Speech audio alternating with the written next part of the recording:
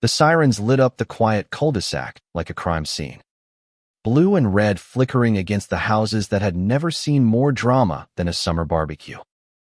I stood there in my own driveway, garage door half open, holding the remote still in my hand while two squad cars screeched to a stop. My heart pounded not from guilt, but from disbelief. Because the truth was absurd enough to belong in a late-night sitcom, I had just gotten home, parked in my own garage, when my neighbor Karen called 911 claiming I had stolen her car. And she stood there on the sidewalk, arms crossed over her chest like a conquering general, her voice shrill enough to cut through the night air. "That's my Lexus. He stole it. Arrest him right now." She shouted at the officers as though sheer volume could replace evidence. For a moment I froze, stunned by the audacity of it. The car in my garage was mine, purchased 3 years earlier and registered in my name. I even had the original bill of sale tucked neatly in a folder inside the house. But Karen didn't care about truth. Karen cared about power. She had spent years lording over our neighborhood with HOA bylaws twisted into weapons. And now she had decided my garage was her battlefield. The officers looked at me, then at her, their expressions flickering between confusion and obligation. One of them stepped closer, hand on his belt. "Sir, we received a report of a stolen vehicle. We need you to step away from the garage." I couldn't help but laugh, a sharp sound that made Karen's face flush red. "Officer, this is my house. That car is mine. I have the keys, the title, and the garage door opener in my hand. You really think a car thief would go through the trouble of building a mortgage just to stash loot in his own garage?" The officer hesitated, and Karen pounced on the pause. "He's lying. I've seen that car before. It's the same model as mine. He probably cloned the keys. He doesn't belong here." That last line struck me like a blade, because it wasn't just about the car. It was about me. Karen had never hidden her contempt for me moving into the neighborhood. The way she raised her eyebrow when I first introduced myself. The muttered comments about certain people changing the character of the community. This wasn't just an accusation about a car, it was an accusation about who deserved to belong. I pulled my phone from my pocket and began recording, the red light blinking as a new kind of witness. "You're saying this car, in my garage, behind my property line, inside my deeded home, is yours?" I asked, voice calm but searing. Karen, drunk on her own bravado, nodded fiercely. "Yes.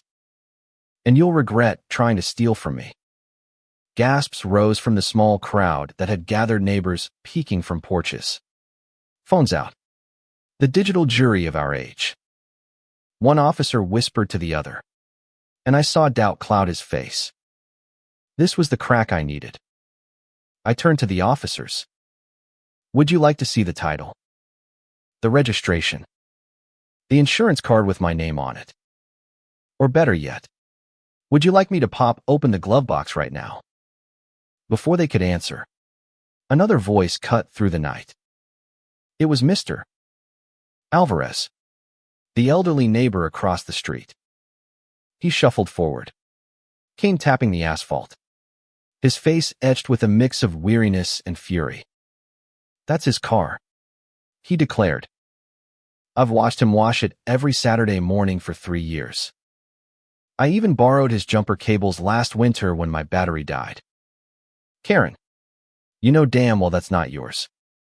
The crowd murmured, emboldened by his courage. A younger couple added their voices, recounting how they'd seen me drive it daily, park it every evening. Witness after witness chipped away at Karen's lie until it hung naked in the cold night air. But Karen wasn't done. Her eyes darted wildly, searching for another weapon, another way to twist the moment. Then she screamed. "He threatened me. He threatened all of us." He's dangerous. Her words echoed like poison. But by now the crowd wasn't buying it. The officer nearest me sighed, clearly exhausted by her theatrics. Ma'am, we're going to need some proof of ownership if you want to keep making these claims. And that was the final straw.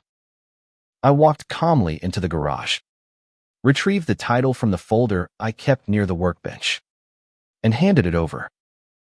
My name shone under the flashlight, bold and undeniable. The officer flipped it toward Karen, his face hard. This vehicle belongs to him. End of story. For the first time all night, Karen's mask cracked.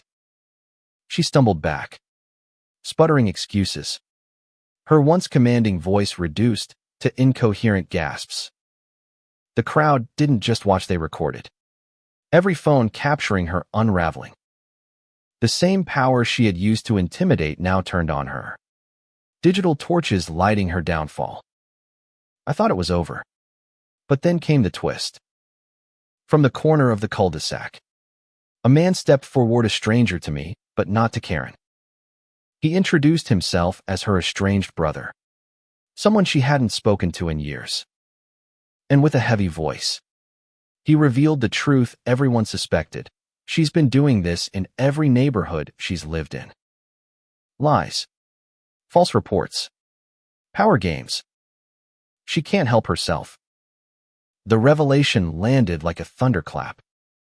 Karen's empire of fear wasn't an isolated act of madness, it was a pattern. A lifelong obsession with control. The officers wrote her a citation for filing a false police report, warning her that further incidents would lead to criminal charges. The neighbors, once cowed by her threats, now jeered openly. "Pack it up, Karen," someone shouted. "You've lost." Another yelled. And in that moment, the queen of bylaws and fines looked smaller than I'd ever seen her. She wasn't powerful. She was pitiful. Weeks later, Karen's influence collapsed entirely. The HOA board, tired of her antics and the lawsuits piling up, voted her out. Investigations uncovered misused funds, and she faced a string of legal battles that stripped her of the last scraps of authority she clung to. Meanwhile, the neighborhood transformed. Porches bloomed with colors once banned. Kids drew chalk dragons on sidewalks without fear. And the air buzzed not with tension, but with laughter. Standing in my driveway one quiet morning, polishing the hood of the very car she tried to steal with lies, I realized the deeper lesson. This wasn't just about me or my garage. It was about how fragile communities become when silence lets bullies thrive. And it was about how quickly that silence shatters when truth stands tall. So I ask you now, when someone like Karen twists lies into weapons, when they use fear to control, what would you do? Would you look away? Or would you stand firm? Even if your own garage becomes the battlefield. Share your answer. Because silence feeds tyranny. But courage starves it.